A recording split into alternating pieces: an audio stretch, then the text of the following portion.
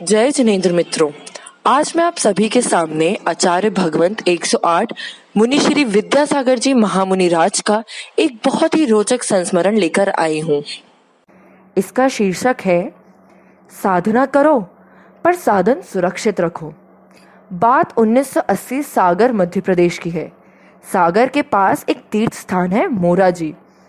मोराजी में स्वाध्याय के दौरान आचार्य गुरुवर ने उत्कृष्ट चर्या के विषय में कथन किया। उससे प्रेरित होकर उनके शिष्य मुनि श्री समय सागर जी महाराज एवं छुल्लक श्री परम सागर जी महाराज, जो कि वर्तमान में मुनि श्री सुधा सागर जी महाराज हैं, दोनों महाराजों ने सोचा कि हमें भी उत्कृष्ट चर्या का पालन एवं तप आदि करना चाहिए।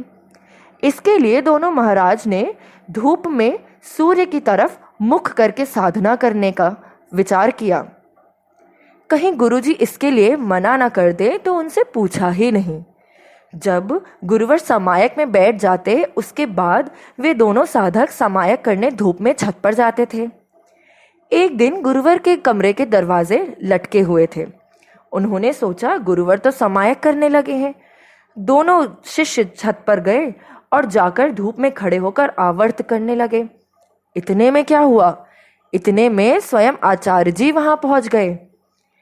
एक दिन हुआ यूं कि आचार्य श्री तो समायक पर बैठे ही नहीं थे। कुछ श्रावकों के आ जाने से उनके साथ चर्चा चल रही थी। चर्चा के बाद वे लघु शंका हेतु छत पर आए। धूप में खड़े दोनों महाराजों को देखकर बोले, क्या हो रहा है? तभी महाराजों ने उत्तर दिया, कुछ नहीं गुरुवर। आचार्य श्री बोले, कुछ तो हो रहा है, यहाँ आवर्त क्यों कर रहे हो? नीचे जगह नहीं है क्या? तभी महाराज जी बोले, आचार्य श्री जी, हम लोग धूप में बैठने की साधना कर रहे हैं। तभी गुरुवर ने पूछा, कब से? तो उत्तर मिला, 8 दिन से। आचार्य प्रभुवर बोले, यहाँ आओ और सुनो। अपने कमरे में ले जाकर समझाते हुए बोले, क्या साधना करने की मेरी भावना नहीं होती?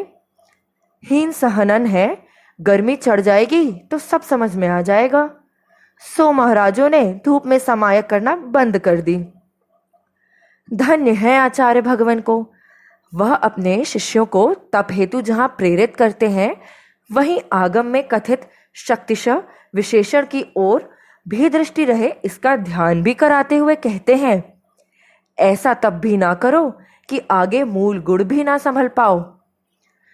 जो ज्ञानमय है, संयम से शुद्ध है, अत्यंत वीतराग है तथा कर्म क्षय में कारण भूत शुद्ध दीक्षा और शिक्षा देते हैं, ऐसे आचार्य परमेष्ठी जिन बिंब हैं। नमोस्तु गुरुदेव, नमोस्तु।